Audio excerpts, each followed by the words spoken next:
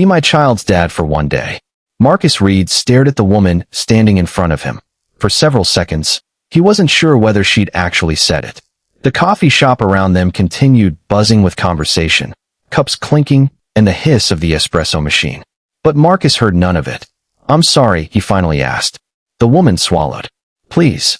Marcus looked at her more carefully. She looked exhausted. Her dark hair was pulled into a loose ponytail, and there were shadows beneath her eyes that suggested she hadn't slept properly in weeks. She clutched the strap of her handbag with both hands. Tell me why. The woman glanced toward the window. Outside, a little boy sat alone on a wooden bench. He couldn't have been older than 6. He wore a tiny navy blue suit, polished black shoes, and a red bow tie that was slightly crooked. His hands were folded in his lap. His head was lowered. Marcus noticed something else. The boy was holding a photograph. A man's photograph. The woman looked back at Marcus. My name is Claire. Marcus. I know. He frowned. You know me? I've seen you here. Marcus glanced at the boy again. Is he your son? Yes. What's his name? Eli. Marcus watched Eli carefully. The boy looked toward the coffee shop window for a moment. Their eyes met. Then Eli quickly looked away. Why does Eli need me to be his dad? Claire's lips trembled. Tomorrow is Father's Day at his school. Marcus understood immediately. And his father? He's gone. Divorced. Claire shook her head. Dead. Marcus's expression softened. I'm sorry. He died 8 months ago. Claire looked down. Eli still thinks he's coming back. Marcus didn't know what to say. He had a daughter of his own. Sophie was 7. He had been raising her alone since her mother left their lives. He knew what it was like for a child to ask questions adults didn't know how to answer. He knew what it was like to see disappointment hiding behind a brave smile. Still, pretending to be someone's father was different. I can't pretend to be his father. I know. Then what are you asking? Just one day. Marcus looked at her. Why me? Claire wiped a tear from the corner of her eye. Because I saw you yesterday. Yesterday? At the park. Marcus remembered. He had been helping Sophie learn to ride her bicycle. She had fallen 3 times. The 4th time, she'd started crying. Marcus had knelt beside her and told her they could stay there all afternoon if necessary. Claire had apparently been watching. You were patient with your daughter, she said. Marcus looked toward Eli. What happened to his father? Claire hesitated. He was a good man. That wasn't an answer. Marcus waited. Claire continued. He loved Eli. He used to take him everywhere. School. Baseball. The park. Everywhere. Her voice cracked. After he died, Eli changed. Marcus looked at the boy again. He stopped talking. Completely. For a while. Claire took a breath. Then he started asking when his father was coming home. Marcus's chest tightened. What did you tell him? That his father was in heaven. And he believed you? I think so. She looked down. But tomorrow, every child is supposed to walk onto the school stage with their father. Marcus understood the problem. Eli would be the only child standing there alone. Does the school know? They know his father died. Then why can't you go? I can. Claire's eyes filled with tears. But Eli doesn't want me. Marcus frowned. What? He keeps saying, Mommy isn't Daddy. Marcus didn't blame him. A child could understand that his mother loved him. But that didn't mean she could fill every empty space. Claire reached into her purse and pulled out a photograph. She handed it to Marcus. It showed Eli sitting on a man's shoulders. The boy was laughing. The man was smiling. Marcus stared at the picture. He looks happy. He was. Claire took the photograph back. That was the last birthday they had together. Marcus looked toward Eli again. How old was he? 5. And now? 6. Marcus nodded slowly. Why haven't you found someone from his father's family? They're gone. All of them. Claire hesitated. His grandparents died years ago. What about friends? Everyone has their own lives. Marcus sighed. And you want me to walk into school tomorrow and pretend I'm his father? No. Claire shook her head. I don't want you to pretend. Marcus frowned. Then what? I want you to be there. He studied her. There's a difference. I know. She took another breath. You don't have to call yourself his father. You don't want me to lie? No. Then what happens if he asks who I am? Tell him the truth. Which is, that you're a dad who agreed to spend one day with him. Marcus almost smiled. That's an unusual introduction. I don't care if it's unusual. Claire looked at him desperately. I just don't want him to stand alone. Marcus looked through the window again. Eli was still holding the photograph. The boy's thumb was slowly rubbing the edge of it. Marcus remembered Sophie at 4 years old, asking why other children had mothers who came to school while hers didn't.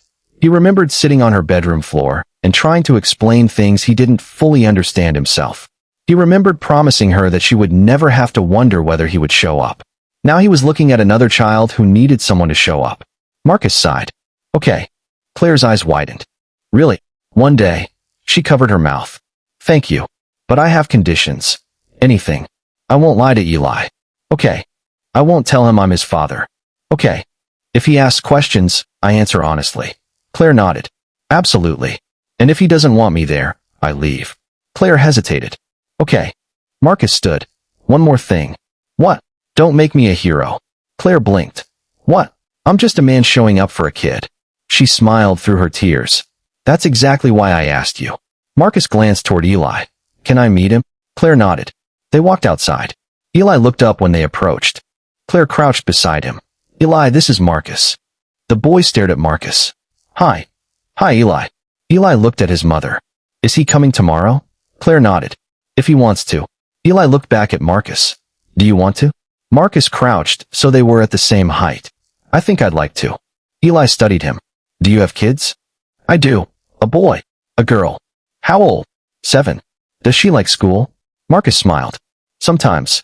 Eli almost smiled. Do you play football? Badly. The boy's mouth twitched. Really? Very badly. Eli finally smiled. Marcus smiled back. Then Eli asked the question Marcus had been afraid of. Are you going to be my dad? Marcus looked at Claire. She looked terrified. Marcus turned back to Eli. No. Eli's smile disappeared. But I can be your friend. Eli looked down at the photograph in his hands. My dad was my friend. Marcus's heart tightened. I bet he was. He was funny. I like funny people. He could fix anything. Marcus smiled. I'm not very good at fixing things. Eli looked up. Can you fix bicycles?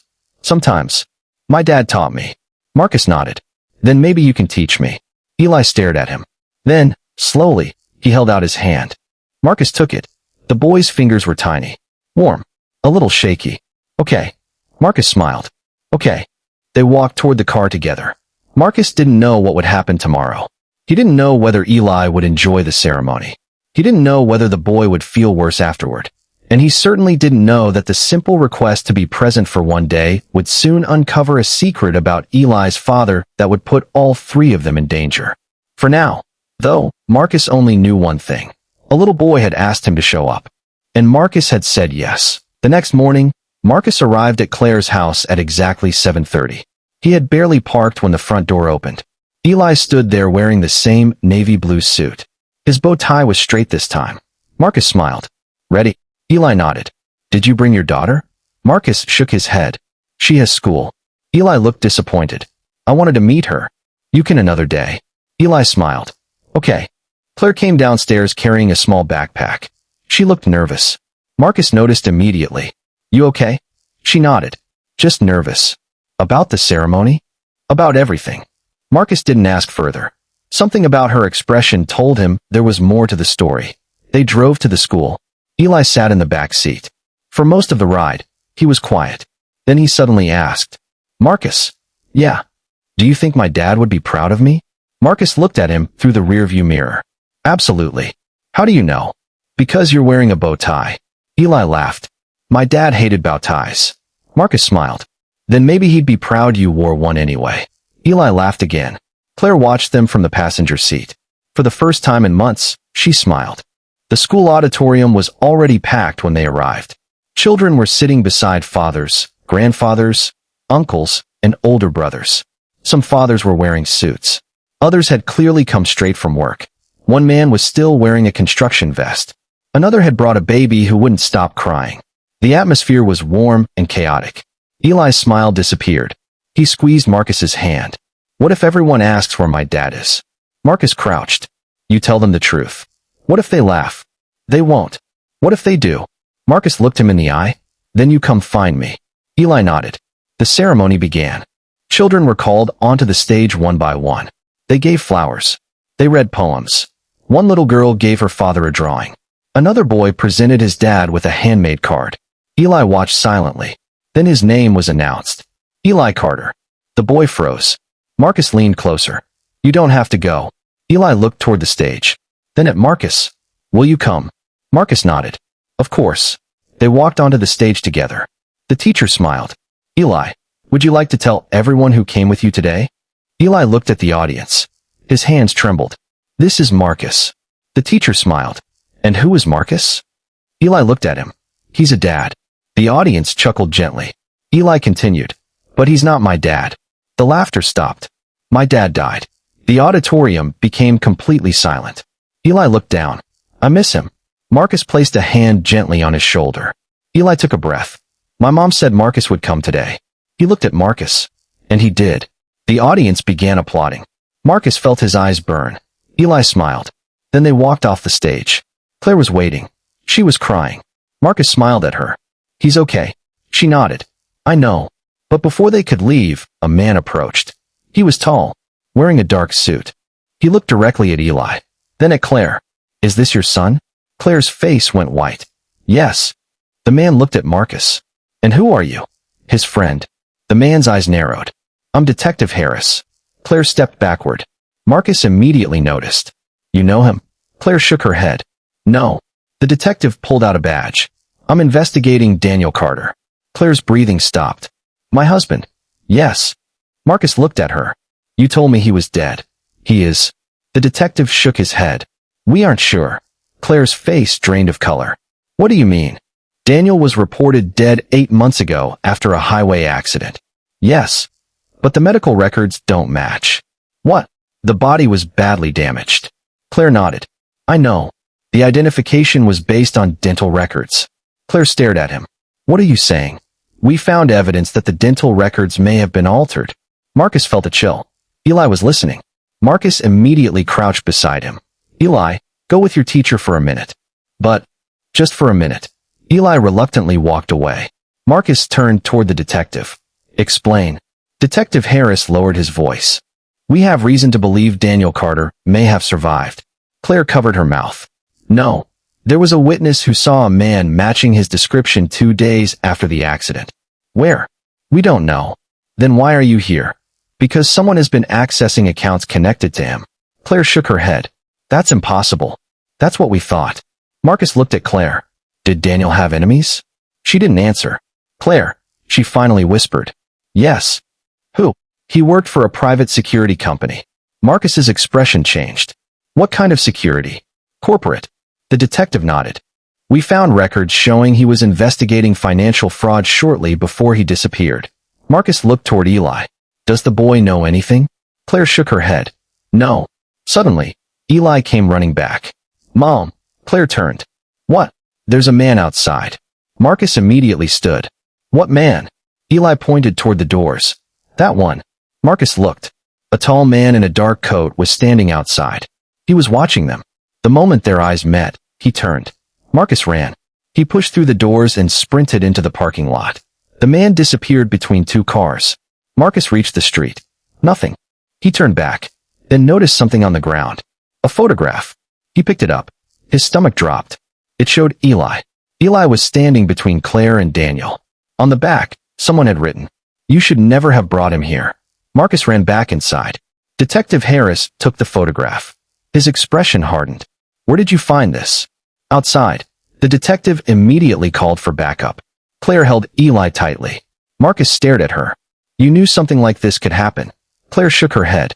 I didn't. Then why were you so afraid this morning? She looked at him. Because yesterday I received a letter. Marcus's expression changed. What letter? Claire reached into her purse. She pulled out a folded piece of paper. Marcus opened it. There were only 3 words. He is watching. Marcus looked at her. Why didn't you tell me? I was scared. You should have told me. I didn't want you involved. Marcus looked toward Eli. Too late. Claire began crying. I just wanted my son to have one normal day. Marcus looked at Eli. The little boy was holding his father's photograph. Marcus remembered his promise. He had said he would show up. Now showing up meant more than attending a school ceremony. It meant keeping Eli safe. Detective Harris stepped closer. We're taking you both somewhere secure. Claire nodded. Marcus looked at the detective. What about me? You should come too. Why? The detective handed him the photograph. Because whoever left this message knows you. Marcus stared at it. He suddenly remembered something. The The man outside the school had looked at him differently, not like a stranger, like someone who already knew exactly who he was. Then Marcus remembered the previous evening. A black SUV had been parked outside his apartment. He had assumed it belonged to a neighbor. Now he wasn't so sure. They left the school through a side entrance. Eli held Marcus's hand. Halfway to the detective's vehicle, Eli stopped. Marcus. Yeah. My dad used to say something. What? Eli looked around nervously. He said if a bad man ever came looking for us, I should remember where he hid the blue box. Marcus froze. Claire turned sharply. What blue box? Eli pointed toward his backpack. Daddy gave it to me. Claire opened the backpack. Inside was a small blue metal box. She stared at it. I've never seen this. Detective Harris immediately stepped forward. Don't open it here. Marcus looked at the box. Whatever Daniel had hidden inside might explain why someone was following them. It might prove he was alive, or it might reveal something far more dangerous. As they got into the vehicle, Marcus looked at Eli. The boy leaned against him. Are you still my friend? Marcus smiled. Always. Eli whispered. Then don't leave. Marcus tightened his grip on the boy's hand. I won't. And he meant it. He had agreed to be there for one day. But somewhere between the school auditorium and the parking lot, the request had changed. This was no longer about pretending to be a father. It was about becoming the one person Eli trusted when everything else around him was falling apart. And Marcus had no idea that the blue box in Eli's backpack contained evidence that could expose a criminal network worth millions and reveal the shocking truth about the man everyone believed was dead.